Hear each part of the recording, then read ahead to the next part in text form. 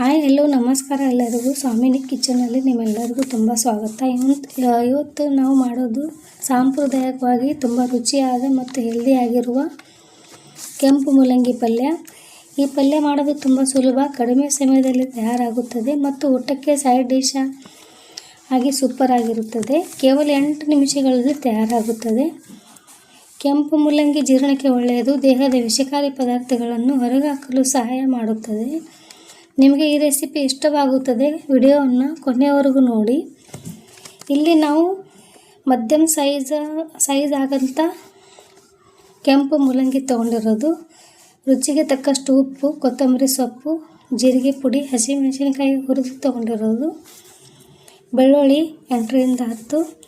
ಮೂಲಂಗಿ ಸೊಪ್ಪು ಇಷ್ಟ ಇಲ್ಲ ಅಂದರೆ ಯೂಸ್ ಮಾಡಬೇಡಿ, ಆದರೆ ಮೂಲಂಗಿ ಸೊಪ್ಪು ಯೂಸ್ ಮಾಡೋದ್ರಿಂದ ಪಲ್ಯ ಟೇಸ್ಟೇ ಚೇಂಜ್ ಆಗುತ್ತೆ, ತುಂಬ ಚೆನ್ನಾಗಾಗುತ್ತೆ. ಪಲ್ಯ ಮಾಡುವ ಮೊದಲು ಏನು ತಯಾರಿ ಮಾಡ್ಕೋಬೇಕು ಅದನ್ನು ನಾವು ನೋಡೋಣ. ಇವಾಗ 8 ನಿಮಿಷದಲ್ಲಿ ಹಾಗೆ ಈ ಪಲ್ಯ ರೆಡಿ ಆಗುತ್ತೆ. ಮೂಲಂಗಿ ಮತ್ತು ಸೊಪ್ಪನ್ನು ಬೇರೆ ಮಾಡ್ಕೊಂಡು ಇಟ್ಟಿರೋದು. ಮೂಲಂಗಿನ ತೊಳೆದು ಬಿಟ್ಟು ನೀರಲ್ಲೇ ಹೀಗೆ 2 ನಿಮಿಷ ನಾವು ಬಿಡಬೇಕು. ಹೀಗೆ ಮಾಡೋದ್ರಿಂದ ಮೂಲಂಗಿ ಚೆನ್ನಾಗಿ ಕ್ಲೀನ್ ಆಗುತ್ತೆ. ಮೂಲಂಗಿನ ಹೊರಗೆ ತೆಗೆದು ನಾವು ಬಟ್ಟೆಯಿಂದ ಒರೆಸಿ ತೊಗೊಂಡಿರೋದು. ಈಗ 2ರಿಂದ 3 ನೀರಲ್ಲಿ ನಾವು ಮೂಲಂಗಿ ಸೊಪ್ಪನ್ನು ಚೆನ್ನಾಗಿ ತೊಳ್ಕೊಂಡು ತಗೊಳ್ಳೋಣ.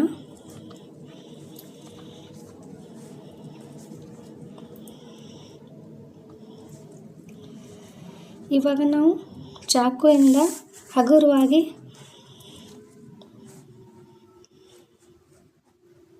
ಮೆಲ್ಲಗೆ ಹಗುರವಾಗಿ ನಾವು ಮೂಲಂಗಿನ ಮೇಲೆ ಸ್ವಲ್ಪ ಹೀಗೆ ಹೆರಚಿ ತಗೊಳ್ಳೋಣ.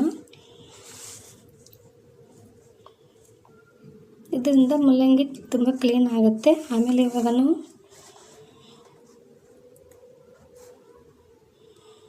ಹೀಗೆ ಹಗುರವಾಗಿ ನಾನು ತೋರಿಸ್ತಾ ಇದ್ದೀನಿ.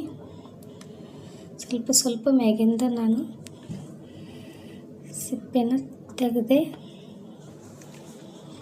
ಇವಾಗ ನಾವು ಮೂಲಂಗಿನ ತುರಿದು ತಗೊಳ್ಳೋಣ. ಆಮೇಲೆ ಸೊಪ್ಪನ್ನು ಸಣ್ಣಕ್ಕೆ ಕತ್ತರಿಸಿ 2-3 ನೀರಲ್ಲಿ ಚೆನ್ನಾಗಿ ಕ್ಲೀನ್ ಮಾಡೋಣ ನೀರಲ್ಲಿ. ಆಮೇಲೆ ಸಣ್ಣಕ್ಕೆ ಕತ್ತರಿಸಿ ತಗೊಳ್ಳೋಣ. ಇವಾಗಲ್ಲಿ ಮಿಕ್ಸಿ ಜಾರಲ್ಲಿ ನಾವು ಬೆಳ್ಳುಳ್ಳಿ, ಹಸಿಮೆಣಸಿನ್ಕಾಯಿ, ಖಾರ ನೀವು ಹೇಗೆ ತಿಂತೀರ ಹಾಗೆ ನಿಮ್ಗೆ ಹೇಗೆ ಇಷ್ಟ ಆಗುತ್ತೆ ಅಷ್ಟು ಮೆಣಸಿನ್ಕಾಯಿನ ತೊಗೋಬೋದು. ಕೊತ್ತಂಬರಿ ಸೊಪ್ಪು,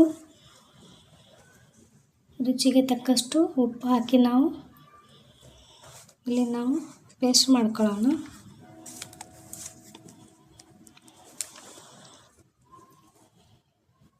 ಉಪ್ಪು ಸ್ವಲ್ಪ ಹಾಕಿರೋದು.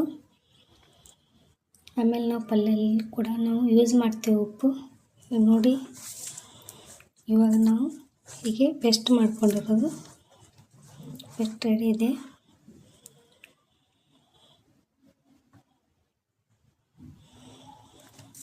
ಇವಾಗ ಮೂಲಂಗಿ ನಾವು ತೊಗೊಂಡಿರೋದು ತುರಿದಾಯಿತು.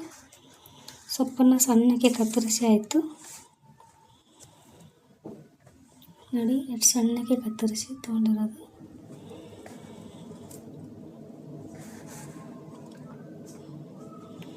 ಇವಾಗ ನಾವು ಗ್ಯಾಸ್ ಮೇಲೆ ಒಂದು ಪಾತ್ರೆ ಇಟ್ಟಿರೋದು, ಅದಕ್ಕೆ ನೀರು ಬಿಸಿ ಮಾಡೋಕ್ಕೆ ಇಟ್ಟಿರೋದು. ನೀರು ಬಿಸಿ ಆಗಿದೆ, ಗ್ಯಾಸನ್ನು ಆಫ್ ಮಾಡೋಣ. ತುರಿದ ಕೆಂಪು ಮೂಲಂಗಿ ಈ ನೀರಲ್ಲಿ ಹಾಕೋಣ.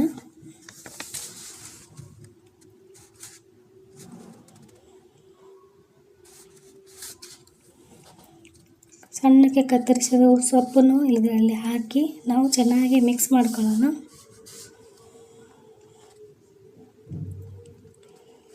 2 ನಿಮಿಷ ಹೀಗೆ ನೀರಲ್ಲೇ ಬಿಡಿ. ಆಮೇಲೆ ನಾವು ಚಾಣಿಯಲ್ಲಿ ಈ ಥರ ಮಿಕ್ಸ್ ಮಾಡಿಕೊಂಡು 2 ನಿಮಿಷ ಹೀಗೆ ಬಿಟ್ಟು ಆಮೇಲೆ ನಾವು ಇದು ಚಾಣಿಯಲ್ಲಿ ತೆಗೆದು ನೀರನ್ನು ತೆಗೆದುಕೊಳ್ಳೋಣ. ಇದರಿಂದ ಏನಾಗುತ್ತೆ, ಮೂಲಂಗಿದಿನ ಸ್ಮೆಲ್ ಇರ್ತೈತಲ್ಲ ಇದು ಚೆನ್ನಾಗಿ ಮೂಲಂಗಿ ಕ್ಲೀನ್ ಆಗುತ್ತೆ, ಪಲ್ಯ ಸ್ಮೆಲ್ ಬರೋಂಗಿಲ್ಲ. ಆಮೇಲೆ ಇವಾಗ ಬಿಸಿ ಇದೆ. ಆಮೇಲೆ ಸ್ವಲ್ಪ ಹೊತ್ತು ಹೀಗೆ ಬಿಟ್ಟು ನಾನು ಚೆನ್ನಾಗಿ ಹಿಂಡ್ಕೊಂಡು ತೊಗೊಂಡೆ. ಒತ್ತೆಗೆ ಹಿಂಡಿ ತೊಗೊಳ್ಳೋದು ನೋಡಿ, ನೀರನ್ನ ತೆಗೆದುಕೊಂಡೆ, ಹೀಗೆ ಒತ್ತಿ ಹಿಂಡ್ಕೊಂಡು ತೊಗೊಂಡೆ.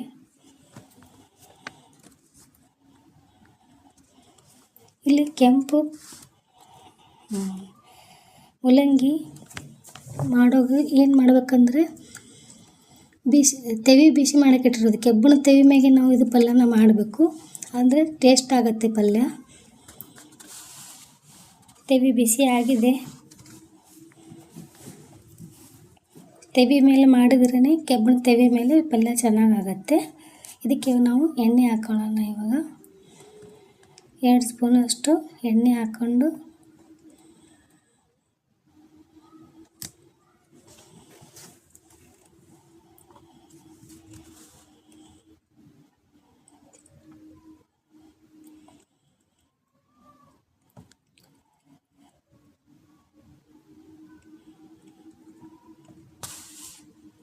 ಎಣ್ಣೆ ಕಾದಿದೆ.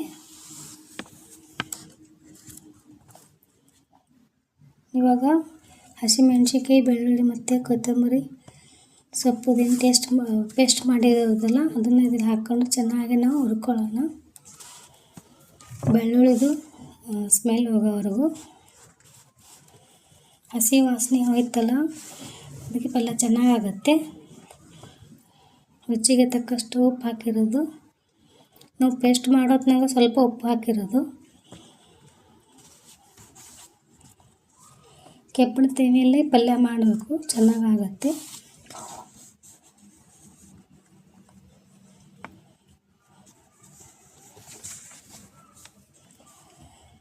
ಚೆನ್ನಾಗಿ ಹುರ್ಕೊಂಡು ಆದಮೇಲೆ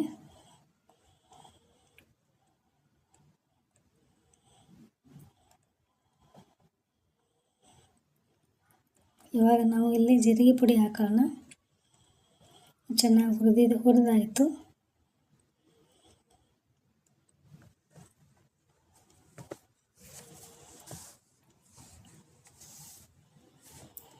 ಏಳು ನಿಮಿಷ ಲೋ ಫ್ಲೇಮಲ್ಲಿ ನಾವು ಇದು ಪಲ್ಯ ಮಾಡಬೇಕು.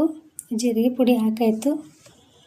ಮಧ್ಯದಲ್ಲಿ ಹಾಗೆ ಹೀಗೆ ಹುರಿಯಬೇಕು, ಬಿಟ್ಟರೆ ತೆಳಗೆ ಹೊತ್ತುತ್ತೆ. ಅದಕ್ಕೆ ಈ ಪಲ್ಯ ನಾವು ಜೋಳದ ರೊಟ್ಟಿ ಜೊತೆ ತುಂಬ ಚೆನ್ನಾಗಿ ಟೇಸ್ಟಿಯಾಗಿರುತ್ತೆ. ಈ ರೆಸಿಪಿ ನಿಮಗೆ ಇಷ್ಟವಾದರೆ ಲೈಕ್ ಮಾಡಿ, ಶೇರ್ ಮಾಡಿ, ಸಬ್ಸ್ಕ್ರೈಬ್ ಮಾಡೋದನ್ನು ಮರೆಯಬೇಡಿ. ಮತ್ತೊಂದು ರುಚಿಯಾದ ರೆಸಿಪಿ ಜೊತೆ ನಾವು ಮತ್ತೆ ಭೇಟಿಯಾಗೋಣ.